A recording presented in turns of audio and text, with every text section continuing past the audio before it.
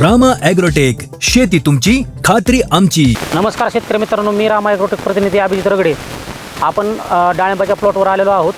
तर त्यांच्याकडून आपण जाणून घेऊया शेतकरी मित्रांकडून की बाबा कसा रिझल्ट आला, कसं रामा ॲग्रोटेकचे प्रोडक्ट वापरले त्यांच्याकडून जाणून घेऊया.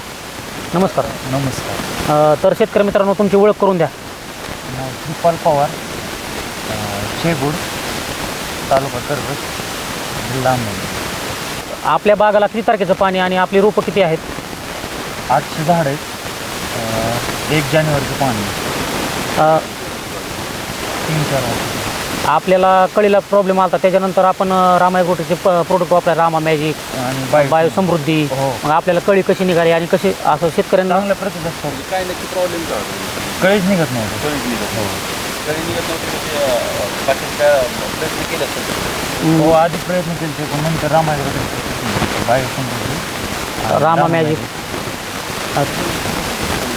एकदम चांगल्या प्रतीत. मादी कळीचं प्रमाण किती झालं आणि त्याच्यानंतर सेटिंग वगैरे कसं जास्त झालं? प्रमाणात मादी कळी नव्हती आणि सेटिंगला गळ येण्याचं वगैरे काय नाही. शेतकरी मित्रांनो, तुम्ही आता बघू शकता की प्रोडक्ट रामा मॅजिक बायो समृद्धी वापरल्यामुळे कशी साईज सेटिंग वगैरे कशी झाली आहे.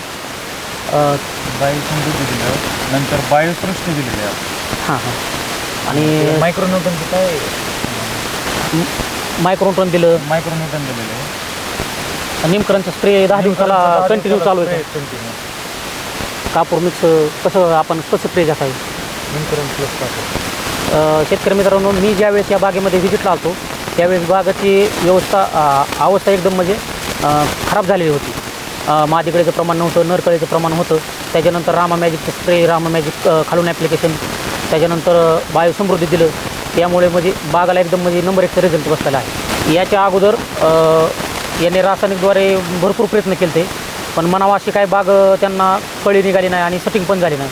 त्याच्यानंतर त्यांनी आपले प्रोडक्ट वापरले आणि त्यांच्या म्हणजे बागाला एकदम असा नंबर 1चा रिझल्ट बेस्ट आहे. त्यांच्याकडूनच एकदा जाणून घेऊया आपण. हो, काही 1% फळ झालं कळी निघालं.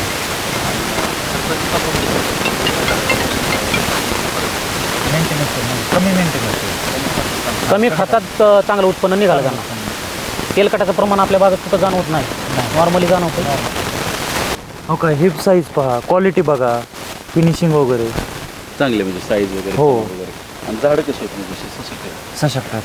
ह्याच्या आधी मी ज्यावेळेस रासायनिक यूज करत होतो ना, त्यावेळेस बागेच्या असं इथं पिवळसरपणा जाणवत होता पानांना. तर तसं काहीच नाही.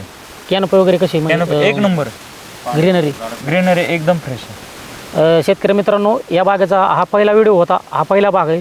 याच्यानंतर पण आपण एक अजून नंतर बाग 2 एक घेऊया. दिलेल्या माहितीसाठी धन्यवाद. रामकृष्ण हरी.